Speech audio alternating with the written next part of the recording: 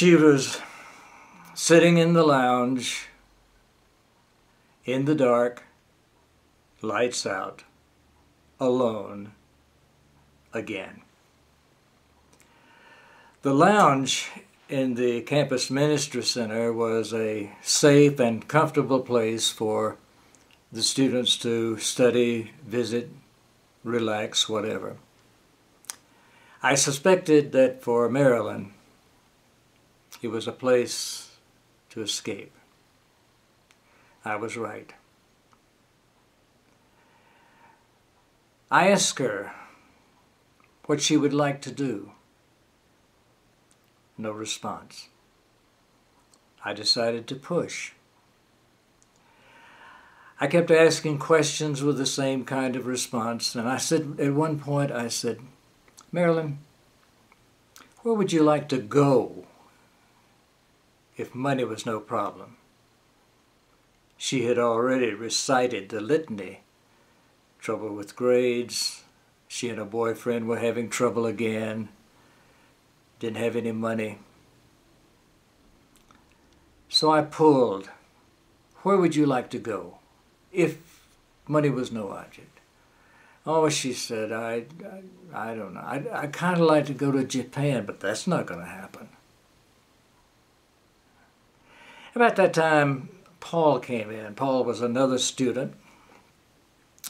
He said, what are you talking about? I said, well, we're planning a trip to Japan. Yeah? When? Next summer. How long are we going to be gone? Oh, about 3.5 weeks. How much is it going to cost? I was thinking as fast as I could off the top of my head. I said, oh, it'll be about $1,000. He said, hey, count me in. I knew Paul had money, and I knew he had time next summer, so I thought he's just as good as in. The ball started rolling. Now, fast forward ahead to the next summer, the summer of 1969.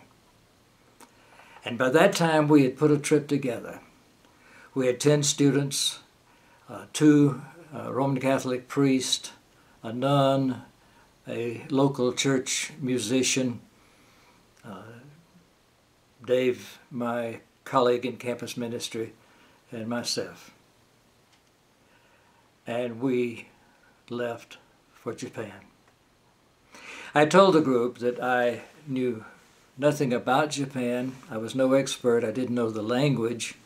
We did do some preparation with people at the university. But I told them there were only 2 rules. We were not going to go with a travel agent, and that we would eat and sleep as much like the Japanese as possible. That was rule number 1. Rule number 2 was no one would get sick. And for the most part, it worked. The group came together, I think, remarkably well. We did have some problems early on, as all groups do. But by and large, we were a compatible group. I took the travel money and put it all into travel checks. And when we got to Japan, I exchanged them on a daily basis because the yen was fluctuating. And I'm not exactly sure, but I think probably on that trip we made about $400 for the trip. The only problem we had with traveler's checks was in Indiana, on our way from Purdue University to the airport in Indianapolis. We stopped to get gas and had trouble cashing one of the checks. Everything else was fine. We got to Tokyo. We were met by Kenichi.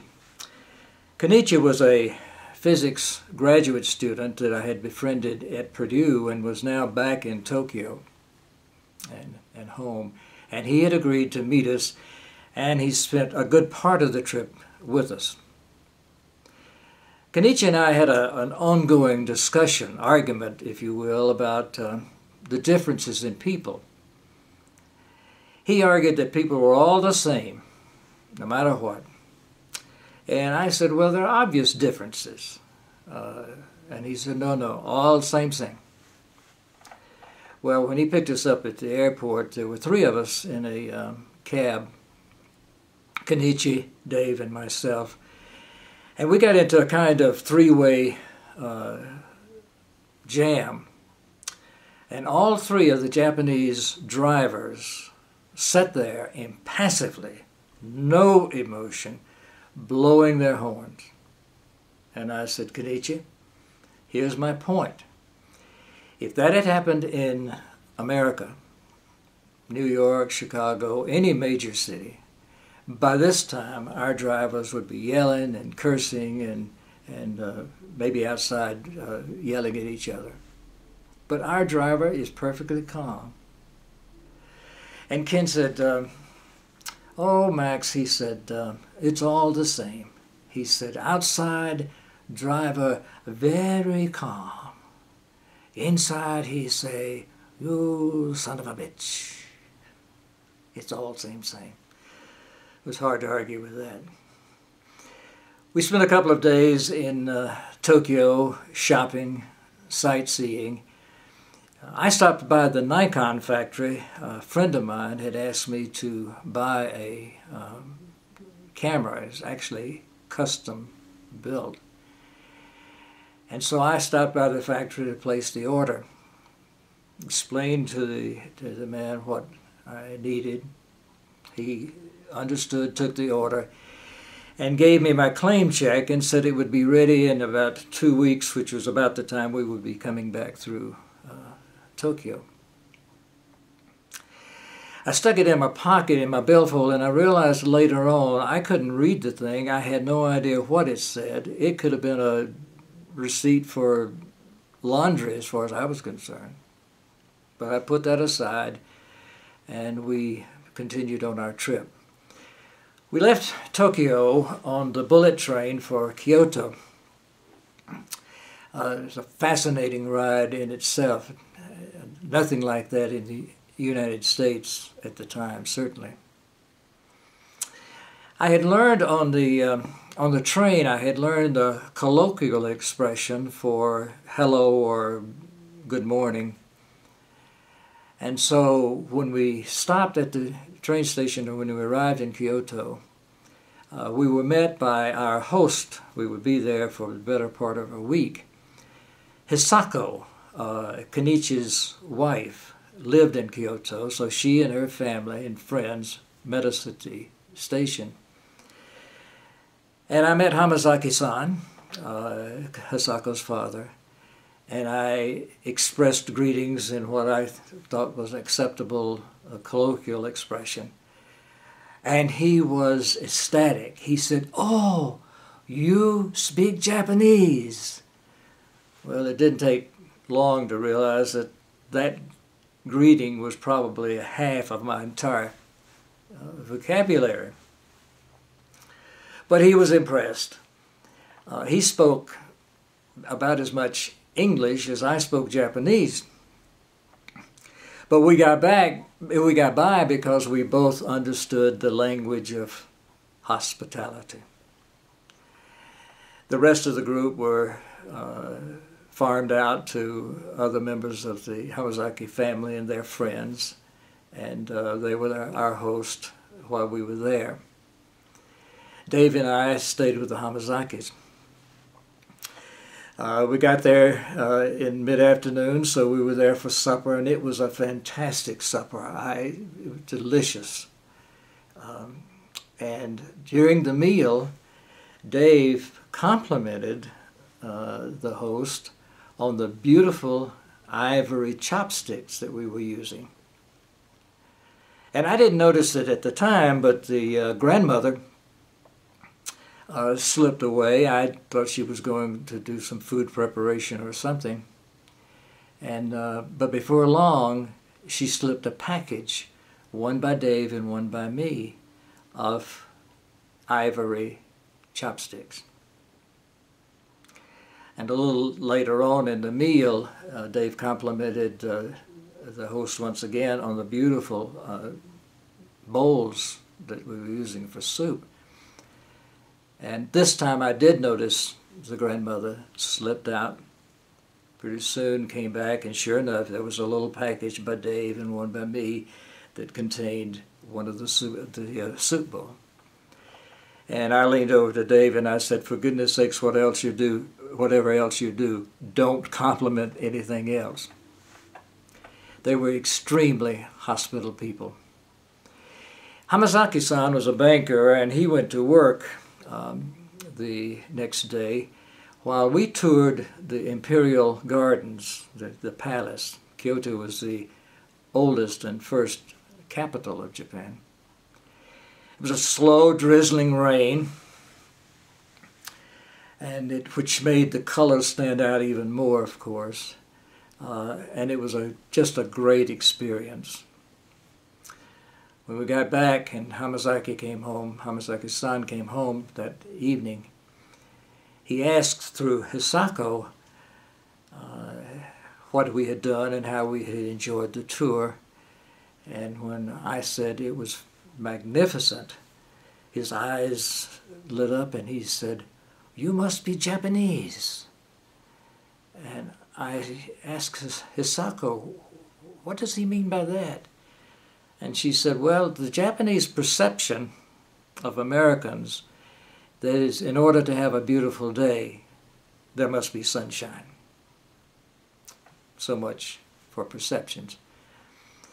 We had a great several days there. We did some more sightseeing and enjoyed visiting with the families as much as our language would allow us to do. And then we headed to the train station for the next leg of our journey. Hisako and her family and friends all went with us. We had to move because the trains were so punctual. We had to move our group very quickly. And so we had worked it out so that Dave or I would go in front of the group and the other would go behind, and we would count to be sure we had our 16. Well, we got to the Kyoto train station, and I counted 17. I said, "Dave, I count 17. Will you count?" And he counted. He said, "Max, I've got 17 too." We hadn't lost one. We'd gained one somehow. So this time I went by name, and I realized when I got to Hisako that we were included, both Dave and I were including her in the group. It was a natural thing to do. We were all Anglos from America. She was Japanese. The difference was obvious, but as Kenichi had said, it's all the same. She had become so much a part of our group that it was only natural that we included her. It's a great time. Hospitality at its best. Our next stop was northeast of Kyoto on Lake Biwa. Lake Biwa is one of the world's oldest lakes, dating back to something like 4 million years ago. It's also the largest freshwater lake in Japan and has a lot of, as you would expect, tourist attraction. But our trip was not to enjoy the tourist attractions or to shop. It was to spend a couple of days in the Genji Zen Buddhist monastery. We were tired. Our trip had been hectic and tiring, and the monastery setting was so peaceful and so quiet. We were met by the Zen master and some of the monks. We sat, it was late afternoon when we got there, and we sat on a wooden floor, cross-legged, and we listened to the Zen master talk to us. He spoke in a low, almost a monotone, and in Japanese, of course. And the way he talked left very little room for time to translate. So we didn't understand the words, and he talked for almost an hour. There's not a single one of the group that could stay awake all that time, so we were punching each other and as we nodded off. So after that we had a very simple supper, enjoying the hospitality of the monks. The food was simple, the hospitality was elegant. And then we bedded down. We were shown to the room where we would sleep. We were shown the tatami mats, and we lay down and went to sleep until about 4 o'clock in the morning. At 4 o'clock, and we'd been told this would happen, of course, but at 4 o'clock, the monk came and very quietly wakened every one of us. We put on our little straw sandals and followed him out of the room, across the way, and into another building. And here was that slow, drizzling, light rain. As we moved in the dark from where we were sleeping to the meditation room, we could hear that thump, thump, thump of a wooden mallet striking the board, calling people to prayer. That's the picture that I've got posted on the blog. The building that we arrived at for the meditation was open on the sides, and the only structures that were in the room were two about 3-foot high platforms in a column that extended almost the full length of the room. And we were instructed to sit cross-legged as near the lotus fashion model that we could, and back straight, hands folded in our laps, and to sit quietly and meditate. The Zen master, in a black robe, moved very slowly down one row and back up another, and continued that movement through the whole meditation time. He carried a stick on his shoulder that looked like it was flattened at one end, almost like an axe handle. We were supposed to empty our minds as much as possible to achieve nothingness.